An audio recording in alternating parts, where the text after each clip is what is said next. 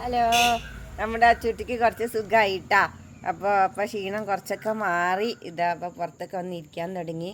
അപ്പോൾ നമുക്ക് അവന് ഓയിൻമെൻറ്റ് തേക്കാൻ വേണ്ടിയിട്ട് അവിടെ കൊണ്ടിരുത്തിയതാണ് പുറത്ത്. അപ്പോൾ ഈ ഒരു ഓയിൻമെൻറ്റാണ് നമ്മൾ തേച്ച് കൊടുക്കുന്നത് കേട്ടോ. ഡോക്ടർ എഴുതി തന്നത് തന്നെയാണ്. അപ്പോൾ ഡോക്ടർ എഴുതി തന്ന ഓയിൻമെൻറ്റ് കഴിഞ്ഞു.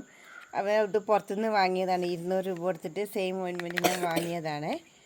അപ്പോൾ ഇത് ഞാൻ തേച്ച് കൊടുക്കാൻ നിൽക്കുന്നത്. പിന്നെ ചുമയുണ്ട്, പനിയൊക്കെ മാറിയതിൻ്റെ ചുമ അങ്ങനെ ഉണ്ട് കേട്ടോ. അതുണ്ടോ. അപ്പോൾ അതിന് തുള്ളി തുള്ളിയായിട്ട് തേന് കുടിക്കാൻ വേണ്ടിയിട്ട് ഇവിടെ തേനൊന്നും ഉണ്ടായിരുന്നില്ല. അപ്പോൾ ഞാൻ അപ്പുറത്തെ കടയിൽ നിന്ന് ഒരു തേന് വാങ്ങിയതാണ്, കുട്ടിത്തേൻ.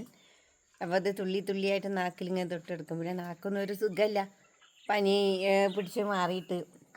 പൊതുവെ അവന് പനി വന്നാൽ അങ്ങനെ വല്ലാതെ അങ്ങ് തളർന്നു പോവുമല്ലോ. അപ്പോൾ ഇപ്പോൾ ഇതാ ഒരുവിധം ഓക്കെ ആയിട്ടുണ്ട്. ഞാൻ ഓയിൻമെൻറ്റൊക്കെ ഒന്ന് തേച്ചെടുക്കട്ടെ. കുമിള പൊങ്ങിയതിൽ ഒന്നാണ് ഈ കയ്യിലുള്ളത് കേട്ടോ. അപ്പോൾ അതൊക്കെ തൊടുമ്പോഴൊക്കെ ചെറിയ വേദന ഉണ്ടെന്ന് പറയുന്നുണ്ട് ഇപ്പോഴും. പിന്നെ ഏറ്റവും വലിയ മുറിവ് എന്ന് പറഞ്ഞത് നമ്മൾ ഈ കഴുത്തിൽ പൊങ്ങിയതാണ്.